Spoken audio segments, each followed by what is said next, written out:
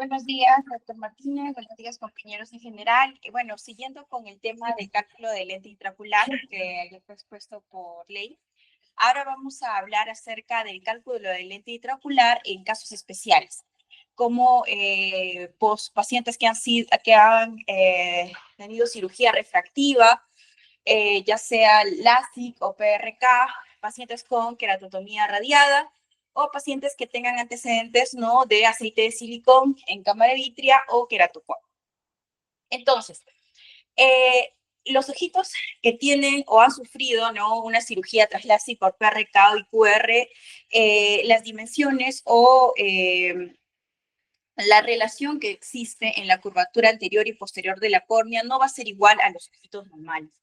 Entonces, en estos ojitos operados, un cálculo realizado con la fórmula normal no podría conducir a un error en la refracción, ya que como sabemos y como lo explicó anteriormente Ley, para poder hallar diversas fórmulas, como por ejemplo la posición efectiva del lente o para utilizar, ¿no?, el valor del índice queratrométrico estándar, necesitamos que la relación que existe entre la curva anterior y posterior de la córnea sea dentro, o esté dentro de los parámetros de los ojos normales, ¿no?, para poder hallar el índice que, como sabemos, es 1.3375, y sin embargo, cuando esto no se cumple, al hallar este tipo de fórmulas en ojitos, ¿no?, que han sufrido, por ejemplo, este tipo de cirugías, tengan queratocono o cualquier otra aberración corneal, nos conduciría a un error.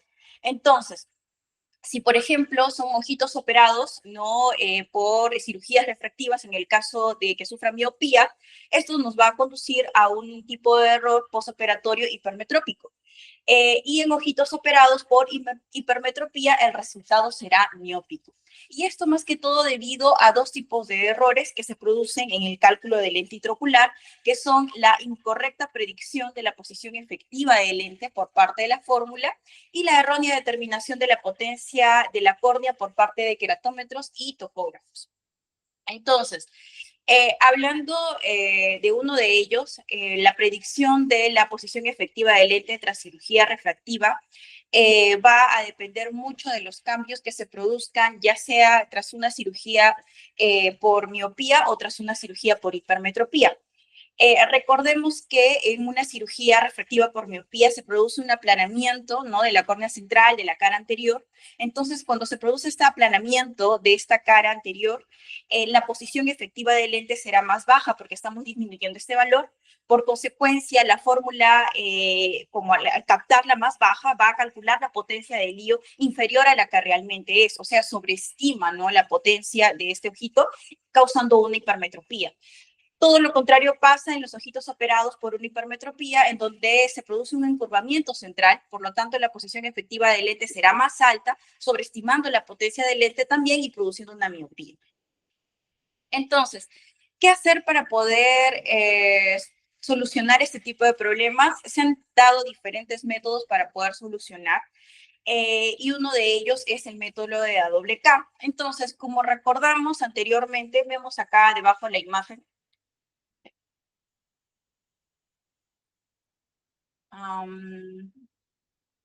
Carlos, ¿cuál ponías?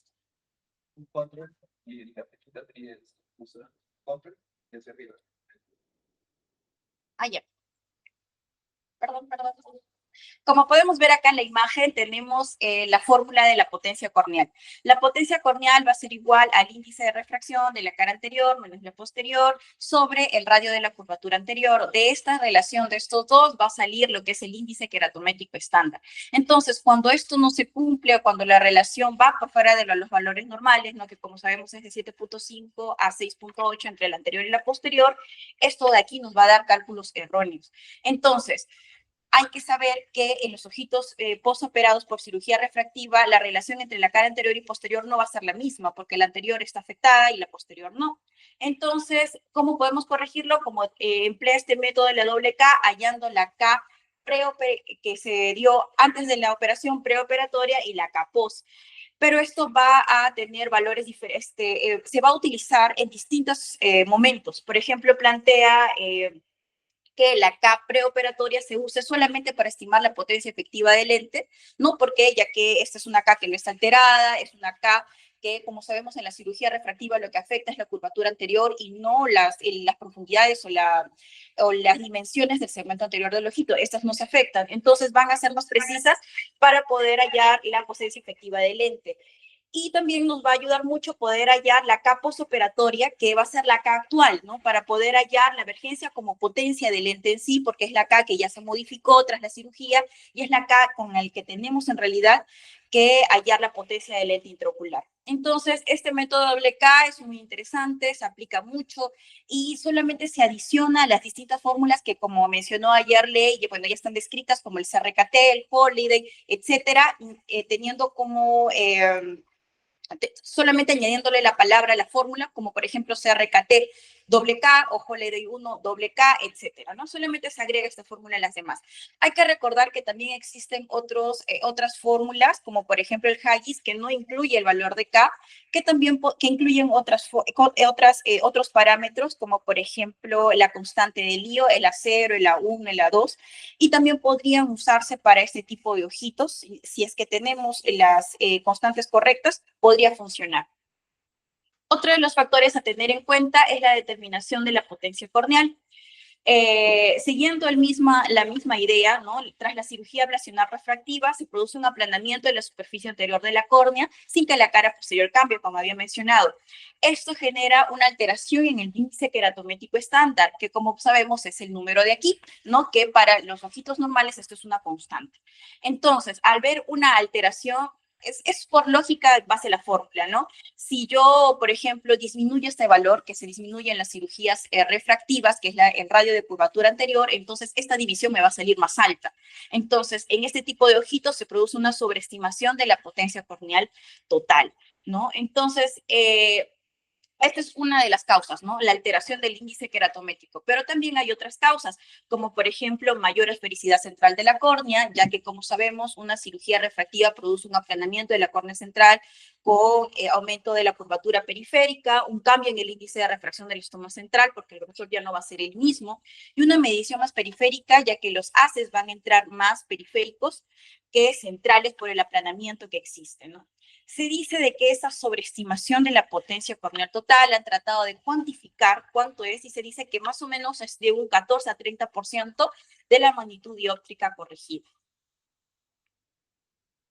Entonces, para poder evitar este tipo de errores producidos por la fórmula, se han descrito diversas técnicas, métodos para poder evitarlos y los más representativos son estos. A la cabeza el método de la historia clínica es un método que se basa acerca de tener en cuenta los distintos parámetros del paciente antes que se operara y después de ello. Entonces, la K post operación se va a obtener solo restando a la K previa que se tomó antes de la cirugía las dioptrías corregidas. Es un método sencillo que también se suele aplicar. Luego tenemos el método de la lente dura, de lente de contacto dura, que se utilizó por Holiday en 1989, básicamente en pacientitos posoperados por queratotomía radiada. Entonces, en él se determinó la diferencia de la refracción sin y con corrección mediante un lente de contacto dura de potencia y curva de base. Entonces, la diferencia inducida de estos dos tipos de valores de refracción con o sin solo se le sumó a la curvatura de base, dando como resultado la curvatura corneal real, ¿no? También es un método usado, sin embargo, este tipo de método no es aplicable a otros tipos de córneas en donde se produce una alteración en sí del grosor de la córnea, como por ejemplo post cirugía por el ácido Zimmer, donde han tenido sus datos no han sido buenos en realidad, ¿no? Luego tenemos la método de la K topoqueratométrica. Esta de aquí se basa en las mediciones, ya es más moderno y se basa en las mediciones que han dado de la K, que han dado la topografía, los queratómetros más modernos, en donde han introducido diversos índices o parámetros con tal de poder corregir este tipo de error o hallando en sí la medida de la K, la relación de la K anterior y la K posterior. Entonces, a través de estos diversos índices, como por ejemplo la potencia del área prepuppilar, la K ajustada, restando una dioptría, se ha querido disminuir este error. Dentro de todas ellas, la que ha tomado más importancia ha sido restar el 15% de las dioptrías corregidas al valor ofrecido por el queratómetro. O sea, si el queratómetro me da una K para esa córnea de 37 y la corrección en este ojito por la cirugía fue de 10 dioptrías, la K-PO se hallaría restando este 37, el 15%, o sea, 1.5, dándome como el resultado 35,5, que sería el real, ¿no? De la K-POS. Luego tenemos la técnica K consensuada, que básicamente se trató, o sea, se incluyó diversos métodos, ¿no? El método de la historia clínica, método del lente de contacto, este método que acabo de explicar, todo ello en un ojito, ¿no? Se halló promediando todos estos K de todos estos métodos. De todos estos métodos se halló un promedio, se eliminó los extremos y se halló más o menos el promedio de 0,75 dioptrías, que no pasara la diferencia entre entre sus valores, y todo se introducía una fórmula que fue la fórmula de Colliday 2 modo doble K, ¿no? Para poder hallar una K consensuada. Por último, tenemos el método de los índices topográficos dados por el ORBSCAN y el PentaCam. Esto de aquí es mucho más moderno. Se va a derivar matemáticamente de los diversos cortes topográficos que produce la máquina en la córnea, a partir de la curvatura, de la elevación, en donde intenta calcular la potencia corneal sin tener que inventar un valor para la superficie posterior, ¿no? Y esto es solamente derivado de los cortes. Es una medición más exacta, ¿no? ¿Cuál usar o cuál es el que más valor tendría, ¿no? Nos podemos preguntar. En sí, los autores dicen que lo mejor es poder combinar métodos, ¿no? Por ejemplo, combinar el método de la historia clínica con el método de la K-topokeratométrica y ver si estos valores coinciden, ¿no? Para poder confiar o ver si son confiables. O, por ejemplo, combinar el método de la historia clínica con los índices topográficos que acabo de mencionar. Entonces, a ver si estos dos valores son confiables. Si, por ejemplo, vemos algún tipo de diferencia o vemos que, por ejemplo, las K se separan mucho del promedio en sí entre las dos, se dice de que es mejor considerar métodos más objetivos, como, por ejemplo, los dados por la topografía. En los ojitos, en el cálculo del lente intraocular en los ojitos con aceite de silicona, sabemos que la silicona líquida se emplea como sustituto vitrio en diversas cirugías de cemento posterior. Van a existir diversos tipos de siliconas, ¿no? Como la polidimetilsilicona, fluorosilicona y las siliconas pesadas, ¿no? Así como también van a existir se van a clasificar las siliconas en dos tipos: siliconas de baja viscosidad, representadas por las siliconas de Mie Centistock. Centistock es una medida que se usa para hallar la viscosidad de un elemento, o las siliconas de alta viscosidad, que conocemos como la de 5000 Centistocks. Entonces, estos tipos de sustancias van a presentar diversas características físico-químicas que van a afectar en el cálculo del lente intraocular, ya que este tipo de sustancias, las siliconas, van a tener una velocidad de transmisión de ultrasonido menor que el líquido y un índice de refracción mayor que el vidrio. Entonces, estas dos características van a afectar en dos parámetros, ¿no? En la medición de la acción de la longitud axial y en el cálculo de la potencia del lente intraocular. En cuanto a la medición de la longitud axial, como había mencionado, la velocidad de transmisión no va a ser la misma, ¿no? El día de ayer, Ley mencionó acerca de lo que son el método o el hallar lo que es la longitud axial mediante diversos tipos de biómetros, ¿no? Tenemos el biómetro óptico, que es el más actual, el YOL Master 500, y también tenemos los biómetros de contacto, los biómetros de inmersión.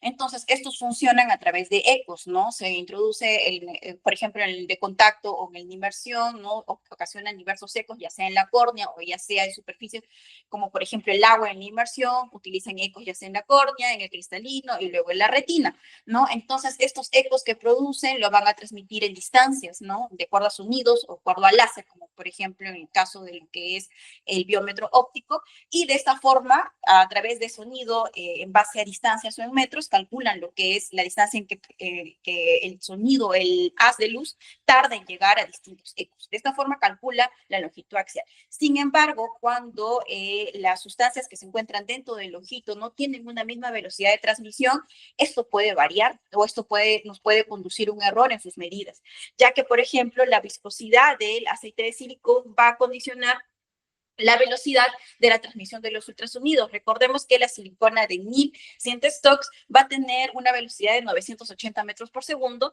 y la silicona de 5100 stocks 1040 metros por segundo. Y esto va a ser mucho menor a la producida por el vitrio en sí, por ejemplo, que es de 1532 metros por segundo. O sea, va a ser mucho menor, ¿no?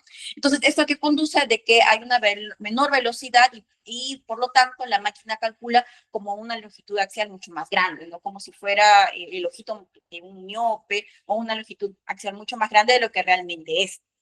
Entonces, ¿cómo podemos cambiar este tipo de error? Puede ser de una forma muy fácil, que por ejemplo lo tenemos actualmente, que es cambiar la velocidad del mismo software, ¿no? Como podemos ver el Argos o incluso el Opuscan que tenemos, que es antiguito, tienen ahí opciones en aceite de silicón, en donde ya la máquina tiene sus fórmulas, tiene sus distintos parámetros que el mismo utiliza para poder corregir la fórmula. Y otro sería recalcular este segmento si es que, por ejemplo, no contamos con el software en sí.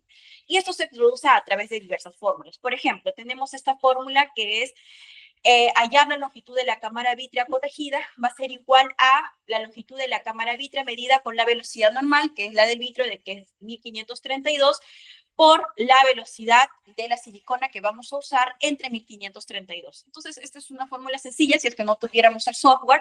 Por ejemplo, si tenemos una longitud de cámara vítrea corregida de un ojito de 22 milímetros y ese ojito tiene un aceite de silicón de 1100 stocks, hallando la longitud de la cámara vítrea correcta va a ser igual a 22 por 980, que es la velocidad de esta silicona, entre 1532 y nos daría, ¿no?, la longitud de la cámara vítrea correcta, que sería 14,07 milímetros. Entonces, hay que tener en cuenta un dato que si el aceite de silicona se encuentra emulsificado, forma especie de gotas, si lo vemos en la ecografía o en los biométros ultrasónicos, va a ser imposible ya hallar la medición, ya que se va a producir múltiples ecos decrecientes, no va a haber un eco fijo que nos va a indicar que estamos llegando, por ejemplo, en este caso al EPR, la membrana limitante interna, que es su tope en donde llega, y nos va a impedir la identificación del eco retiniano, ¿no? En este tipo de casos, entonces es muy importante tenerlo en cuenta. También recordemos que había mencionado anteriormente, el índice de refracción no va a ser el mismo del humor acuoso, del vitrio, en comparación del índice de refracción de la silicona, por lo que en estos casos va a ser mucho mayor, es 1,40 en comparación del índice de refracción del vitrio, que es 1,333. Entonces, esto va a afectar la medición, no en tanto... dice la literatura que no en tanto porcentaje, pero sí hay una diferencia notable si lo calculamos mediante una biometría óptica, como por ejemplo el IOL Master, a compararlo con una biometría ultrasónica, por lo que se recomienda que en este tipo de ojitos usemos preferentemente la biometría óptica, ¿no? Usando este tipo de máquinas.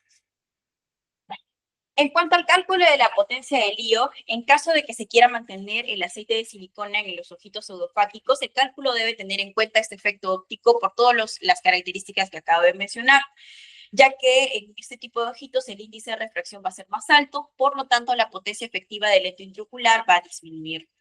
Entonces va a dar lugar a una refracción más hipermétrica. ¿Cuál es la solución? La solución va a ser sumar, o los autores han planteado sumar a la potencia del lente intraocular para poder compensar dicho efecto refractivo dado por la silicona. Por ejemplo, si se quiere compensar 4,5 dioptrías de hipermetropía, erróneamente se debe sumar 6,5 dioptrías de potencia al lente intraocular. Esta es una de las soluciones para poder evitar este tipo de errores. Y otra va a ser implantar una meniscada. ¿Por qué? Porque se ha visto que este tipo de error va a ser directamente proporcional a la convexidad de la cara posterior del lente intraocular y a la potencia de lente implantada. Entonces, para poder disminuir este error sin afectar el cambio del índice de refracción, se ha planteado también, o diversas casas comerciales han tratado de implantar lentes con meniscadas que sean cóncavas en la cara posterior para poder sumarle la potencia del lente intraocular, ¿no? Sin tener en cuenta el índice de refracción. Este es uno de los estudios que se han hecho, ¿no? Por ejemplo, comparando la medición de lentes intraoculares, teniendo en cuenta el índice de refracción fuera de un aceite de silicón o solamente tomando en cuenta si fuera, por ejemplo, un Borbitrio. Vemos que estos tienden más a la hipermetropía si usamos el verdadero y se ve mucho más la diferencia cuanto más potencia el lente tenga. Por ejemplo, cuanto son menos potencia del lente intraocular, no se nota tanto el error hipermetrópico a que si el lente intraocular es mayor. Por ejemplo, de 22.37 ya sería más 4.40, ¿no? Es un cálculo en la comparación que se hizo en la medición con los dos índices de refracción. En cuanto al cálculo del lente intraocular en ojos con queratocono, vemos que el queratocono, bueno, va a afectar mucho la curvatura anterior de la córnea, sin afectar es parecido a los ojitos que han sufrido cirugía refractiva porque se afecta la curvatura anterior sin afectar los cálculos o la medición de lo que es el segmento anterior. Sabemos que el queratocono es un trastorno anatómico progresivo, bilateral, asimétrico, que se caracteriza por la alteración de la curvatura corneal en forma de una ectasia, acompañado de un adelgazamiento estromal. Se estima que más o menos su prevalencia es entre 29 a 229 casos por cada 100.000. Inicialmente debuta en la pubertad, progresando durante los 10 o 20 años hasta estabilizarse en torno a los 40 años. Esto es un dato muy importante que debemos recordar. Ya lo veremos más adelante. Este tipo de alteraciones en la córnea va a producir dos tipos de errores en el cálculo del lente intraocular, que son error en la medición de la queratometría y error en la estimación de la posición efectiva del lente. En cuanto al error en la medida de la queratometría, debido a las diversas aberraciones o alteraciones en la córnea, vamos a tener una alteración en la relación entre la curvatura corneal anterior versus la curvatura corneal posterior, por causas similares en la cirugía refractiva, ¿no? Este tipo de córneas van a ser unas córneas exageradamente curvadas en la parte anterior, y su relación entre su curvatura anterior y posterior no va a ser la de ojitos normales, por lo que en estos casos también, al igual que las cirugías refractivas, el índice queratométrico estándar no va a ser aplicable. También recordemos que esto puede tener diversos tipos de irregularidades corneales, produciendo astigmatismos regulares, astigmatismos irregulares, y también se puede dar una sobreestimación de la potencia corneal por este encurvamiento excesivo, causándonos o calculando mediante las fórmulas un lente intraocular menor a la real, produciendo también hipermetropía. En cuanto al error de la estimación de la posición efectiva del lente, esta misma alteración, ¿no?, en el cálculo queratométrico nos va a producir un error en su estimación de la potencia, produciéndonos por consiguiente un error en la predicción de la posición efectiva del lente y por consiguiente un error en la elección de la potencia del lente intraocular. En cuanto al cálculo de la potencia del lente intraocular en queratocono, es importante señalar o para poder nosotros ordenarnos, poder comparar diversos tipos de grados de queratocono en relación a los errores producidos por estas fórmulas en el cálculo del lente intraocular. Krummesch en 1998 clasificó el queratocono en 4 estadios en relación a la queratometría. El estadio 1 le clasificó como un queratocono que tenía un K menor o igual a 48 dioptrías, producía una miopía o astigmatismo inducido inferior a 5 dioptrías, tenía las famosas estrías de Vogt, que son diversas, son líneas verticales que se producen en el estroma, sin cicatrices, tenía una topografía corneal típica con una elevación excéntrica corneal. El estadio 2 tenía un K menor o igual a 53 dioptrías, una miopía o astigmatismo entre 5 a 8, ausencia de cicatrices, y ya introducían aquí el valor de la patometría, o sea, la distancia en la anterior y posterior, que tenía una mínima superior o igual a 400 micras. En el estadio 3, una K superior a 53 dioptrías, con miopía o astigmatismo inducido de 8 a 10, ausencia de cicatrices y una PACI de 200 a 400 micras. Y por último, en el estadio 4, una K superior a 55 dioptrías, la reflexión en estos casos ya no era posible medir, habían cicatrices corneales, incluso llegando a una perforación corneal, y una paquimetría inferior ya a las 200 micras. Entonces, en base a todo esto, Savini mostró que los errores hipermetrópicos que se producían en la fórmula tras la cirugía facorrefractiva de cataractas van a empeorar según el estadio de la enfermedad, o sea, a mayor estadio, mayor resultado de refracción hipermetrópico residual postquirúrgico tenía. Entonces, por ejemplo, en el cálculo dada por la fórmula del CRKT, En el estadio 1, por ejemplo, se cometía un error de refracción de más 0,44 dioptrías, y si nosotros aplicábamos este mismo valor ya en estadio 3, obteníamos más error hipermetrópico residual, ¿no? De más 3. Más o menos así era la relación. Se trató de hallar la reducción de la precisión en porcentajes en base a los estadios, como por ejemplo el 61,9% más que producía un error hipermetrópico de más 0,5 en estadio 1, y este error pequeño iba disminuyendo conforme iban avanzando los estadios, ¿no? En cuanto a la queratometría, en el cálculo de lente en este tipo de ojitos, como sabemos, tiene más o menos la misma lógica como la había mencionado anteriormente de las cirugías refractivas. El índice queratométrico de 1,3375 no va a ser el mismo, ya que la relación en la anterior y posterior va a variar, produciendo una sobreestimación de la potencia corneal en el cálculo del lente intraocular, por lo que acá se han introducido o se optan por realizar medidas no de lo que es la superficie corneal anterior con máquinas que sean mucho más modernas, que nos permitan calcular más precisamente estos valores, como por ejemplo la tomografía corneal basados en imagen Scheimpflug o la tomografía de coherencia óptica.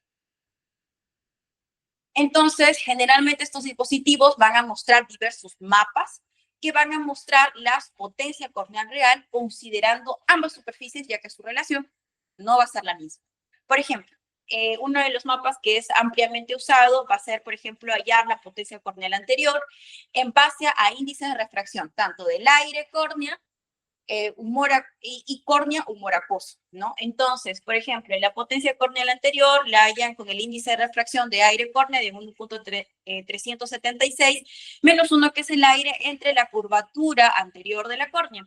Y también hallamos la potencia corneal posterior, no que utiliza índice de refracción de lo que es un córneo humoracoso de 1,33 menos 1,376 entre la curvatura posterior, ¿no? Para poder hallar una potencia corneal real exacta, teniendo en cuenta las diferencias entre estos dos tipos de estructuras. Entonces, esto se introduce en una fórmula que es la potencia corneal total. Se suma ambos valores, tanto de la anterior y la posterior, y se va a restar por la multiplicación de lo que es la paquimetría, la distancia entre estas dos mediciones dada en metros, por el índice de refracción corneal, por a su vez la multiplicación de estos dos valores. Entonces, de esta forma nos vamos a obtener la potencia corneal real total, ¿no? Y vamos a disminuir los errores queratométricos. Ahora, este tipo de fórmulas dados en mapas lo utilizan diversos tipos de máquinas. Por ejemplo, tenemos el mapa llamado TrueNet Power, que lo utiliza Oruscan, DOS, Bausch, LOM, Pentacan y Oculus. Tenemos otro mapa que es el Total Corneal Power Map, dada por Galilei, que lo tienen las máquinas como el Galilei, Siemer, Optamic System, u otro tipo de mapas que es el Equivalent Car Readings, que lo usa Pentacan y Oculus, ¿no? Entonces, es bueno recordar que en queratometrías superiores a 55 dioptrías, por ejemplo, en casos de queratoconos muy avanzados o ectasias muy avanzadas, estos aquí van a mostrar una débil repetibilidad, por lo que en este tipo de ectasias muy avanzadas ya se usa solamente un valor estándar como medida queratométrica de hasta 43 dioptrías para cálculos de lentes intraoculares. En cuanto a la longitud axial, va a haber un elongamiento axial anteposterior dada por la ectasia, entonces esto va a contribuir a la miopización de los pacientes con queratocono.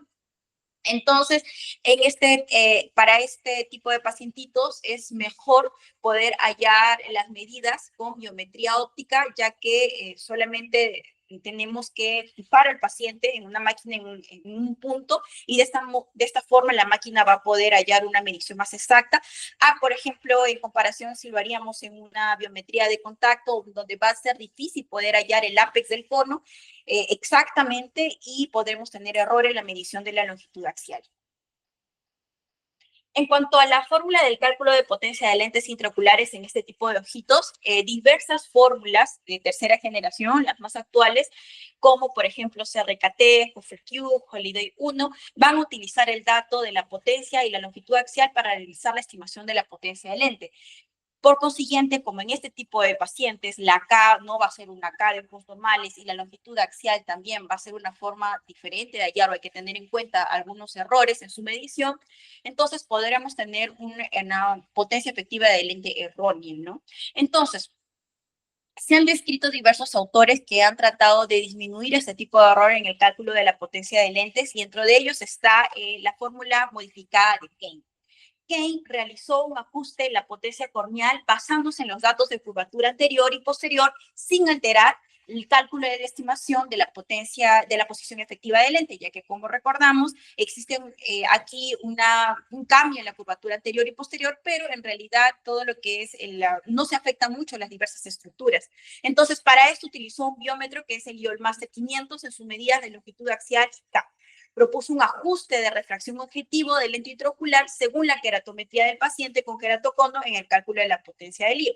Esta es la fórmula de Kane. Entonces, Kane se comparó con diversas fórmulas como la de Barrett y las RKT y obtuvo un objetivo refractivo menos que las demás en base a sus queratometrías para evitar la sorpresa de refractiva hipermetrométrica. O sea, como que halló la potencia del lente intraocular para poder evitar el error hipermetrópico y vemos que esto es mucho mayor a cuanto mayor queratometría tenía. Por ejemplo, si tuvo mayor a 59 dioptrías, esta tenía un mayor error en la predicción, ¿no?, del lente intraocular a que si tenía menos, ¿no? Y todo esto con el fin de poder evitar la sorpresa de error refractivo hipermetrópico. No es como, por ejemplo, para tratar de compensar este tipo de error en el cálculo de potencia del lente intraocular.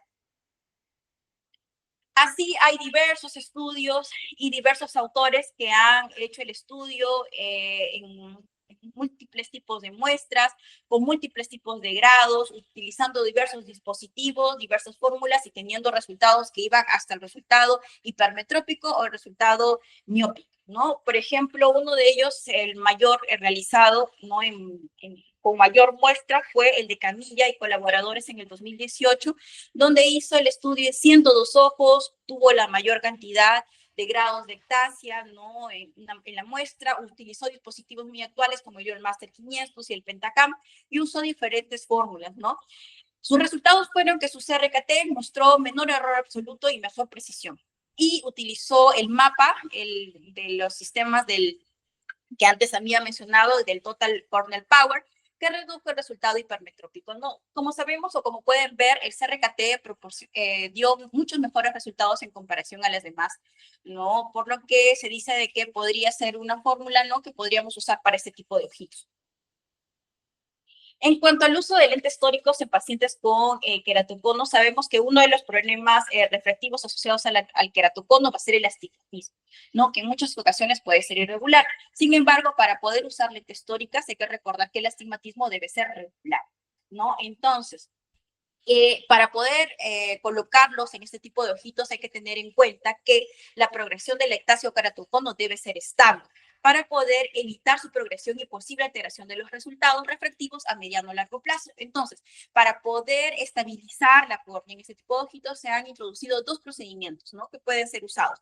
El método del crossing linking corneal, que se usa riboflamina, vitamina B2, que se introducen gotitas en la córnea, que a través de lo que es la luz ultravioleta fortalecen la córnea, fortaleciendo las fibras o los enlaces de colágeno en la córnea. De esta forma le da estabilidad. Y otro de ellos fue el implante de anillos estromales, ¿no? Todo esto con el fin de poder conseguir la estabilidad de la córnea para la aplicación de este tipo de lentes. Hay que recordar que el uso, por ejemplo, de lentes tóricas en astigmatismos asimétricos o irregulares va a limitar el éxito, en realidad, de este tipo de cirugías a la refracción y agudeza visual preoperatoria que tenga el paciente, esto debido a la alteración corneal y aberraciones de alto orden que van a tener, ¿no? En cuanto a las lentes fáquicas, los pacientes de queratocono, por su misma estructura anatómica, no van a ser buenos candidatos para poder realizar una cirugía corneal ablativa, por lo que los implantes de lentes fáquicas en cámara posterior pueden ser un procedimiento idóneo, ¿no? Hay que recordar que igual en las lentes tóricas, antes de implantar, se debe estabilizar la córnea, ya sea con el cross-linking o el implantes de anillos, y tenemos que tener estabilización mínimo de 6 a 8 meses antes de poder plantear esta cirugía refractiva, ¿no? El dato más importante de tener en cuenta aquí va a ser poder obtener una refracción del sujeto lo más fidedigno posible, ¿no? Y esto se mide la refracción, ya que como acá no vamos a retirar el cristalino ni nada, solamente vamos a añadir un lente al paciente, por lo que la refracción que obtengamos va a ser muy parecida a la que vamos a obtener después de la cirugía. Entonces, acá se mide la refracción con corrección y sin corrección, ¿no? Para poder más o menos ver qué resultado vamos a tener, por lo que en el caso, por ejemplo, de los pacientitos que tengan una agudeza visual con corrección y esta no va a ser satisfactoria, puede que el implante de lente fáctica no suela satisfacer completamente las demandas visuales del paciente y eso lo debe tener en cuenta. Por último, en cuanto a la refracción subjetiva en keratocono, aquí la refracción aquí no va a ser solamente determinante para poder analizar la precisión de las diferentes fórmulas y el error cometido, sino también que va a valorar el éxito propio, ¿no? El procedimiento en cada paciente por individual. Y esto debido a que las pacientes con queratocono, como lo hemos sufrido mucho de nosotros, por ejemplo, en las consultas del doctor de Negri, va a ser muy difícil poder hallar su refracción, incluso por máquinas actuales como el autorretracto, ¿no? Y esto va a ser por la misma morfología del queratocono o la ectasia del paciente, ¿no? En que va a ser la reflexión más dificultosa y fiable. Y se dice de que esto es aún peor en pacientes que se han implantado unos anillos estromales, ya que en estos casos la reflexión puede ser aún más dificultosa e imprecisa, ¿no? De todos, obviamente, el autorrefractómetro se va a preferir, ¿no? Ya que va a producir menos errores en su estimación. Para poder solucionar esto, Mico, Albarrán y Tibós han introducido lo que es el método de refracción meridional. Consiste en realizar la búsqueda del máximo dióptrico positivo que proporciona la máxima agudeza visual, pero esto medido en 4 meridianos, ¿no? No solamente en 2, sino en 4 aislados y utilizan a su vez una hendidura estenopeica, ¿no? Los meridianos que van a usar van a ser de 0 a 180 grados, 45 a 225 grados, 90 a 270 grados y 135 a 315 grados. Todo esto con el fin de hallar la mayor precisión. Entonces, todos estos valores se introducen en diversas fórmulas de notación vectorial y dan como resultado una fórmula final, ¿no? Que de por sí es más confiable. Sin embargo, no hay que guiarnos tanto de estos como un resultado más exacto, ya que como vuelvo a mencionar, ese tipo de ojitos tienen múltiples aberraciones corneales y por tanto nos podrían incluso dar errores incluso con este tipo de métodos, ¿no? Eso sería